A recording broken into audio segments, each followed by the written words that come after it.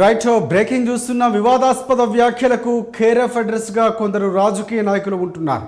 అందులో ముఖ్యంగా ఏదో ఒక వివాదాస్పద వ్యాఖ్యలు చేస్తూ ఎప్పుడు వార్తల్లో ఉంటారు కొండా సురేఖ ఫ్యామిలీ. ఇక తెలంగాణ రాజకీయాల్లో మంత్రి కొండా సురేఖ వ్యాఖ్యలు అటు కాంగ్రెస్ పార్టీకి ప్రభుత్వానికి తీవ్ర నష్టాన్ని తెచ్చిపెడుతున్నాయి. గతంలో సినీ నటుడు నాగార్జున ఆయన కుటుంబ సభ్యులపై తీవ్ర విమర్శలు చేసి పెను దుమారం రేపినటువంటి సంగతి తెలిసిందే. ఈ క్రమంలో తాజాగా మంత్రి కొండా సురేఖ చేసిన వ్యాఖ్యలు తీవ్ర దుమారం రేపుతున్నాయి. ఫారెస్ట్ కాలేజీ అండ్ రీసెర్చ్ ఇన్స్టిట్యూట్లో ఏర్పాటు చేసిన 10వ వార్షికోత్సవ వేడుకల్లో పాల్గొన్నటువంటి మంత్రి కొండా సురేఖ కొన్ని సంచలన వ్యాఖ్యలకు తెరతీశారు.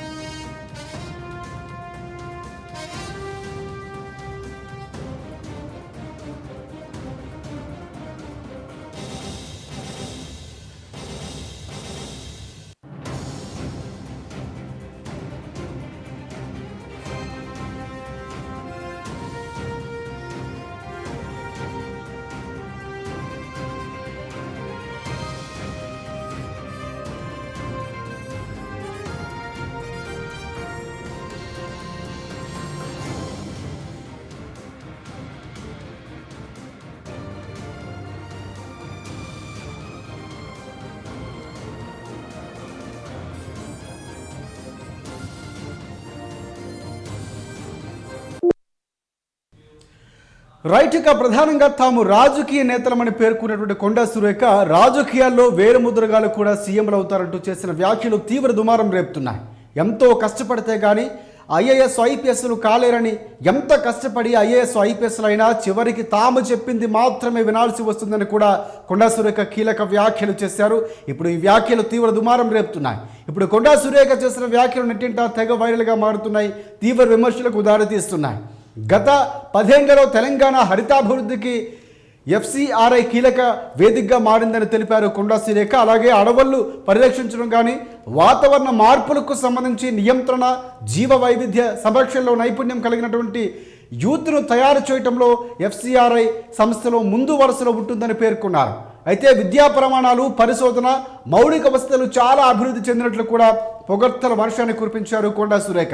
ఈ సందర్భంగా మాట్లాడినటువంటి మంత్రి కొండా సురేఖ ఖాళీ అధ్యాపకుల పోస్టుల భర్తీతో పాటుగా సీనియర్ ఫ్యాకల్టీల నియామకం, మౌలిక వసతులను మరింత బలోపేతం చేయడంతో పాటుగా ప్రతిపాదనలు పంపాలని కూడా వాటిని ముఖ్యమంత్రి దృష్టికి తీసుకువెళ్తారని కూడా భర్తీ చేస్తామని ఒక వివరణ ఇచ్చారు కొండా సురేఖ. పోటీ పరీక్షలకు సంబంధించి స్టూడెంట్స్ సిద్ధమవ్వాలని కూడా పేర్కొన్నారు మంత్రి సురేఖ.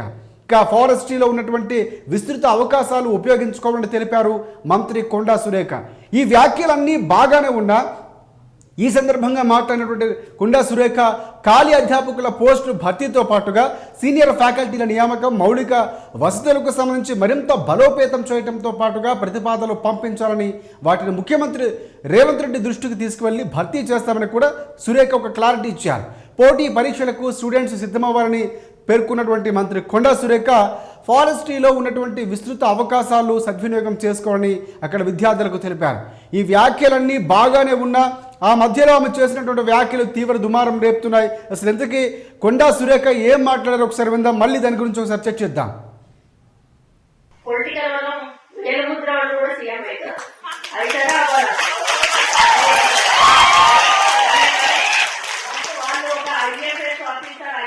ఆఫీసర్ కావాలంటే వాళ్ళు ఎంత శ్రమ పడితే గాని ఆ స్టేజ్కి వస్తారు. వాళ్ళు మా ముందు నిల్చొని నేను చెప్పింది వాళ్ళు వినాలి. అంటే రాజ్యాంగం రాసింది, అది మనం ఏం చెయ్యలేము. దీన్ని విమర్శగా తీసుకోవద్దు దయచేసి, దీన్ని ఎక్స్పోజ్ కూడా చేయొద్దు. నా మనసులో ఉన్న అభిప్రాయాన్ని నేను చెప్తా ఉన్నాను. మాకు చదువు రాదు, మాకు సబ్జెక్ట్ తెలియదు, ఇష్టం ఉన్నట్టుగా వాళ్ళు ఏదైనా చేస్తే ఇష్టం ఉన్నట్టుగా తిట్టేస్తారు, ఏ పని చేయలేదు. అదైతే రూల్ ఒప్పుకోకపోవచ్చు, దానివల్ల వాళ్ళు చేయకపోవచ్చు. అట్లా అని అందరు ఎట్లా ఉంటారన్నారు. కొంతమంది రూల్ పొజిషన్ ఉన్న చేయని ఆఫీసర్లు కూడా ఉంటారు, వాళ్ళు కొంత అడమెంట్ ఉంటారు. అట్లాంటి వాళ్ళని అనడంతో తప్పులేదు, కానీ ఎవరి పని వాళ్ళు చేసుకుపోతున్న వాళ్ళను మనం అప్పుడు కూడా డిస్టర్బ్ చేయొద్దు. మనం రూల్స్ ప్రకారం వెళ్ళాలి అని చెప్పి మరి ఎప్పుడు కూడా నేను సపోర్ట్ చేస్తాను. ఎందుకంటే మా నాన్న ఇంజనీర్ గా ఉన్నప్పుడు ఎంతో మంది కాంట్రాక్టర్స్ వచ్చి మా నాన్నని బిల్లు చేయకపోతే రోడ్డు బిల్లు తిట్టిన సందర్భాలు మేము కళ్ళాగా చూసాం కాబట్టి వాళ్ళ బాధ ఎట్లుంటుందో మాకు అర్థమవుతుంది కాబట్టి నేను ఆఫీసర్స్ అంటే చాలా రెస్పెక్ట్ ఇస్తాను.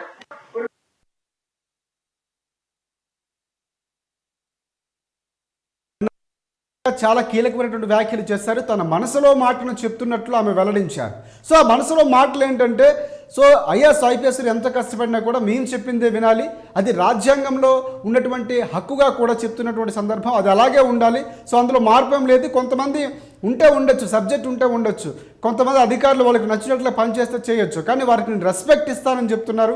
నా మనసులో మాటను చెప్పారు. సో ఇక్కడ కొండా సురేఖ చెప్పిన మాటలు వాస్తవాలు అనేది అందరికీ తెలిసింది. ఎందుకంటే చాలా సందర్భాలు సినిమాల్లో మనం చూసాం.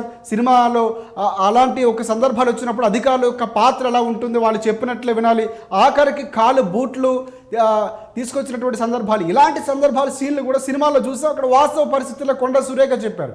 కానీ ఇది కొంచెం ప్రేమతో చెప్పారా, అధికారుల పైన వాస్తవాలు చెప్పే ప్రయత్నం చేశారా, లేకపోతే మంత్రిగా అహంకారంతో చెప్పారా? సో ఈ విమర్శలన్నీ కూడా సోషల్ మీడియాలో ఇప్పుడు ప్రధానంగా వినిపిస్తున్నటువంటి అంశాలుగా చెప్పుకోవచ్చు. కొండా సురేఖ చాలా క్లియర్ కట్గా చెప్పారు, మాకు చదువు రాదు, మేము వేలిముద్రగాలు ముఖ్యమంత్రులు అవుతారు, అలాంటి వాళ్ళు కూడా ఏం చెప్తే అది వింటారు ఐఏఎస్ ఐపీఎస్లో. సో ఈ వ్యాఖ్యలు చాలా కీలకంగా మారుతున్నటువంటి సందర్భంగా కనిపిస్తుంది. కొంతమంది పాజిటివ్ కామెంట్స్ చేస్తున్నారు, కొండా సురేఖ చెప్పింది నిజమే కదా అని అంటున్నారు. కానీ కొంతమంది మాత్రం అలా మాట్లాడడం తగదా, కనీసం సబ్జెక్ట్ లేకుండా ఎలా మంత్రులు మాట్లాడతారు, గతంలో కూడా అలాంటి వ్యాఖ్యలు చేస్తే వివాదాస్పదలో చిక్కుకున్నారు, కాంగ్రెస్ పార్టీకి నష్టం కలుగుతుందని కూడా కొంతమంది కాంగ్రెస్ పార్టీ కేడరో లేకపోతే అనుకూలంగా ఉన్న వాళ్ళు కామెంట్లు చేస్తున్నటువంటి సందర్భాలు చూస్తున్నాం.